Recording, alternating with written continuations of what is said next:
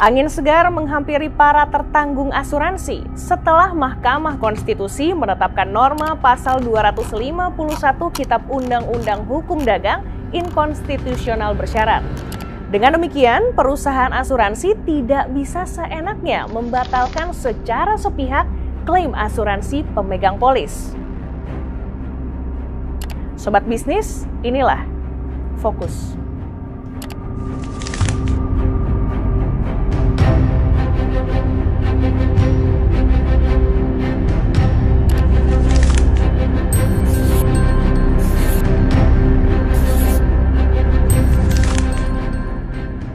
Menyatakan norma pasal 251 Kitab Undang-Undang Hukum Dagang bertentangan dengan Undang-Undang Dasar Negara Republik Indonesia tahun 1945 dan tidak mempunyai kekuatan hukum mengikat secara bersyarat sepanjang tidak dimaknai, termasuk berkaitan dengan pembatalan pertanggungan harus didasarkan atas kesepakatan penanggung dan tertanggung berdasarkan putusan pengadilan.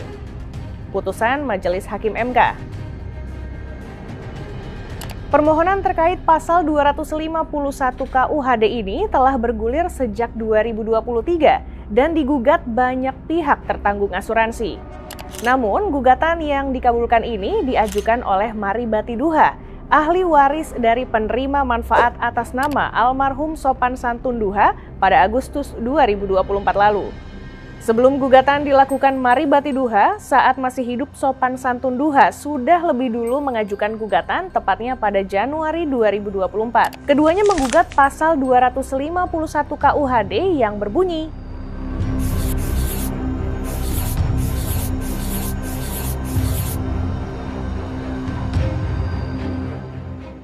menurut pemohon, ketentuan norma pasal 251 KUHD juga dapat dimanfaatkan guna menghindari pertanggungjawaban atas kesalahan atau kelalaian yang dibuat oleh tim internal perusahaan asuransi.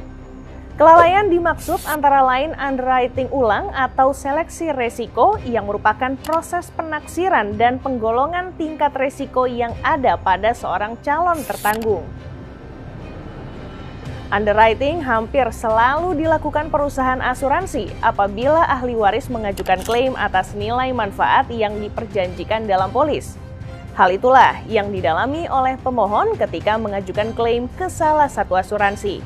Pihak pemohon mengatakan tindakan perusahaan tersebut merupakan motif untuk membatalkan polis atau setidak-tidaknya mengurangi nilai manfaat yang dapat diklaim sebagaimana dialami pemohon. Motif itu seolah-olah sah di mata hukum karena berlakunya pasal 251 KUHD. Pasca putusan MK, ketika ada sengketa klaim harus ada kesepakatan kedua belah pihak melalui lembaga alternatif penyelesaian sengketa sektor jasa keuangan dan jika tidak selesai dibawa ke pengadilan. Sontak putusan ini bikin perusahaan asuransi pusing 7 keliling.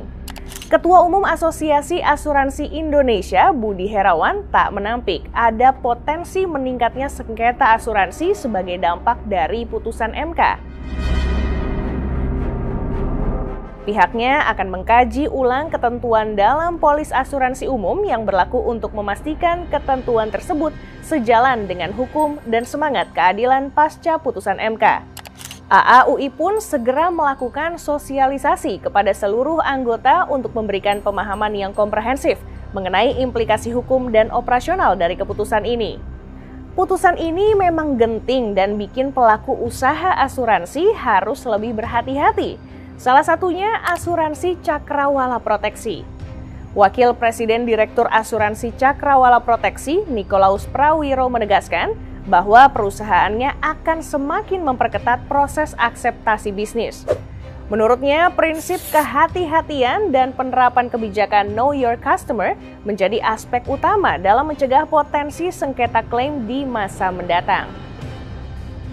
Nikolaus mengatakan, sebenarnya jika perusahaan asuransi menjalankan proses underwriting secara cermat dan bertanggung jawab sejak awal, maka risiko penolakan klaim dapat diminimalisir.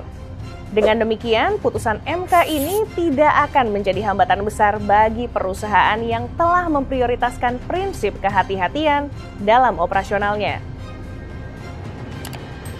Otoritas Jasa Keuangan pun turut merespons putusan pengkajian undang-undang ini. Iwan Pasila, Deputi Komisioner Bidang Pengawasan Perasuransian, Penjaminan, dan Dana Pensiun OJK mengatakan, regulator sedang mempelajari keputusan MK tersebut. OJK akan mengadakan pertemuan dengan tim hukum untuk membahas keputusan MK ini secara mendalam. Sementara itu, Ketua Umum Komunitas Penulis Asuransi Indonesia Wahyudin Rahman mengatakan, putusan ini mengutamakan perlindungan konsumen, yakni menjamin tertanggung tidak dirugikan oleh ketentuan sepihak dari perusahaan asuransi terkait pembatalan polis. Namun, dia berharap kondisi ini tidak dimanfaatkan oleh calon nasabah atau nasabah pemegang polis asuransi. Keputusan ini dapat memicu moral hazard dari tertanggung yang mungkin sengaja tidak mengungkapkan informasi penting. Selain itu, beban klaim yang lebih tinggi beresiko memengaruhi stabilitas keuangan perusahaan asuransi. Ketua Umum Komunitas Penulis Asuransi Indonesia Wahyudin Rahman. Wahyudin juga berharap OJK segera menerbitkan pedoman baru untuk memastikan keseragaman praktik di industri asuransi usai putusan MK ini. Kekhawatiran akan adanya moral hazard juga tidak dapat disalahkan. Pasalnya, banyak juga kelompok yang mencari keuntungan pada industri asuransi dengan melakukan fraud dan abusing claim. Mahkamah Konstitusi melalui putusan ini telah menyeimbangkan posisi tertanggung di hadapan perusahaan asuransi sehingga harus mampu menjalankan fungsinya secara adil dari sisi pembayaran klaim serta mitigasi resiko fraud secara benar. Namun, masyarakat juga perlu memahami bahwa tidak semua klaim dapat dibayarkan karena terdapat pula kasus fraud klaim yang terkadang di luar nalar. Akankah putusan ini bisa membawa keadilan dan kesetaraan mengiringi pertumbuhan bisnis asuransi di Indonesia?